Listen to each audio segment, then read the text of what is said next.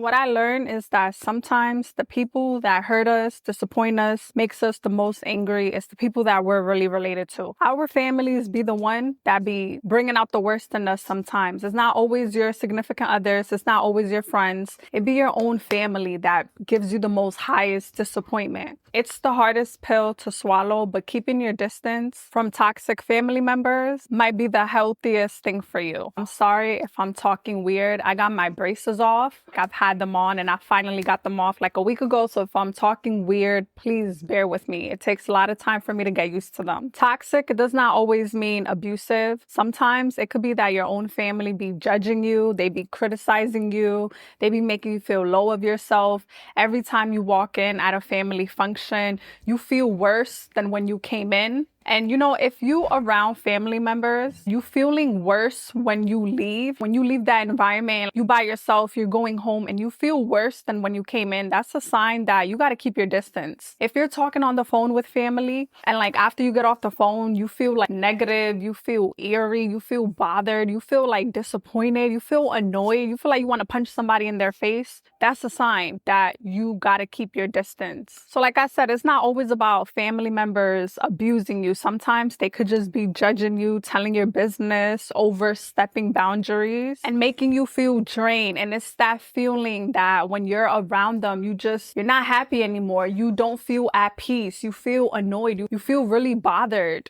Distance is necessary. And I know it sounds harsh and I know it sounds mean. When I keep my distance from my family, I actually feel so much good. I feel so much better. I actually feel so much happier. When I do my own thing with my daughter, because I live alone and thank God I don't live with no family member, because even when I visit them sometimes on the weekend, it can be so much draining. Like it's always drama. Like you ever been like around your family and it's always unnecessary drama, or you feel that tension in the air, like it feels awkward and you have nothing to do with it? That can be so annoying. That negativity can follow you and it could just fuck up your whole day, your whole mood, your whole aura. So when I take a step back and I keep my distance, I'm totally at peace. I'm focusing.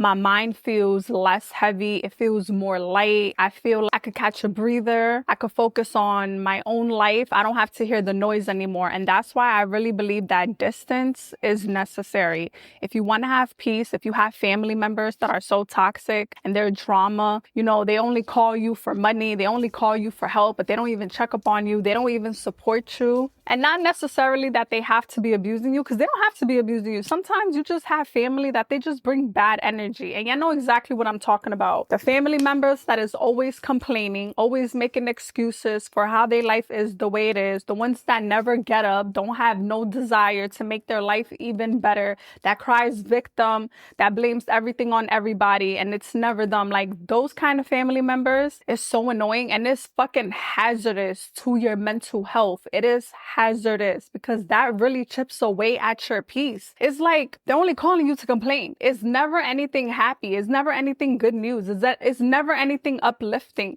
It's always that family member that's always calling you to complain and to make excuses and to talk negative about somebody, to talk negative about other family members. And it puts you stuck in the middle. That can be very draining.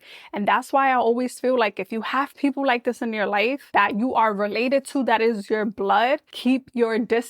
There's nothing wrong with that. If you got to keep your distance to be at peace, to smile a little bit more, to be thriving, to be on your own for a little bit, focus on you and your kids and your relationship and your own family. If you got to keep your distance to get a peace of mind, you're not selfish. And there's nothing wrong with that. And if they make you feel you are wrong because you are putting yourself first, then that's a huge problem. That's something that you really got to evaluate. Like, are these the family that you really want to do life with? Or is this the family that you got to keep it a high and a bye and keep it very short? Keep it very, very simple and short and keep it at a surface level, because you can't really trust them, because they be the ones that be putting you in a negative environment. They're the ones that are bringing out the worst in you. you instead of bringing out the best in you. You gotta protect your mental health, and you're not gonna protect your mental health, and you're not gonna heal, and you're not gonna thrive if you're always around people and you feel like you're in survival mode.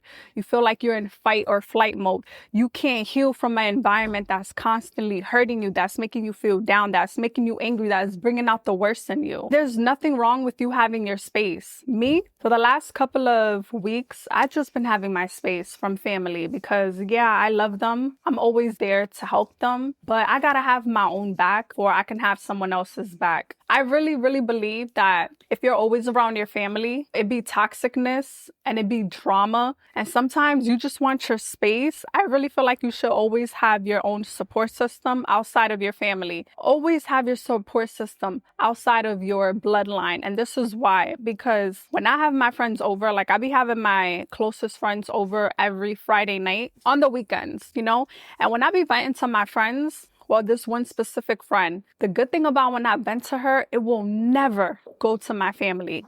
Now, if I'm venting to my family about my boyfriend, myself, or if I'm struggling or anything, it will travel to a messy aunt I don't talk to. It will travel to a cousin I stopped fucking with a long time ago. It will travel to outside of the family, you know, and that's why you got to have your own support system outside of your family, because when you talk to certain friends and only the ones that you really trust, whatever you tell your friends is not going to your family. So if you vent to your friends about your man, you know, you vent to your friends about your job or anything that's going on in your life, it will never travel to your family. But if you vent to your family about something personal, about anything, that will travel to other family that you don't even talk to anymore, family that you outgrew, family that you keep your distance from, family that are just so messy and all they do is gossip.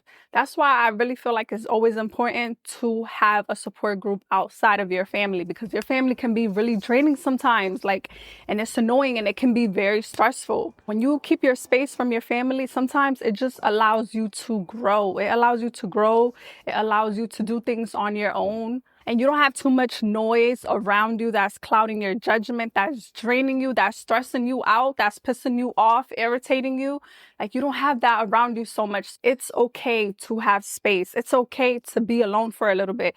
It's okay to go outside of your family, have supportive friends around you. Like, there's nothing wrong with that. But I truly believe that don't make your family your everything. Make sure you have like a friend that you can vent to, that you can trust.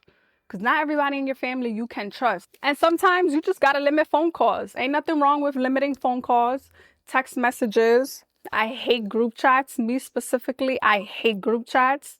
I do not like them. Don't ever invite me to a group chat because I'm leaving. It's too overwhelming for me. It's too many chats. It's too much energy is going on for me at the same time. I get overstimulated. I get overexhausted. I don't like it. So I simply just take myself out. But limiting text messages, phone calls, even saying no, like, listen, not today, not right now, I'm doing something, or I want to be by myself, or I got other plans. Like, there's nothing wrong with that. Say yes to yourself first. When you're saying no to someone else, you're saying yes to you. Protecting your peace, it's not selfish. Having boundaries, it's not selfish. It's survival for your mental health. If your mental health is declining, you are not surviving. It's only going to bring out the worst in you. And you're not going to be operating from the healthiest version of you. Protect your mental peace. Protect your mental health. If you made it to the end of this video, please check out my healing guide. It's in the link description below. Also, I have a free guide, a freebie. Free. All you got to do is put your email in and it'll be downloaded right to your email. It'll be sent to you real fast. And I will be back for more videos.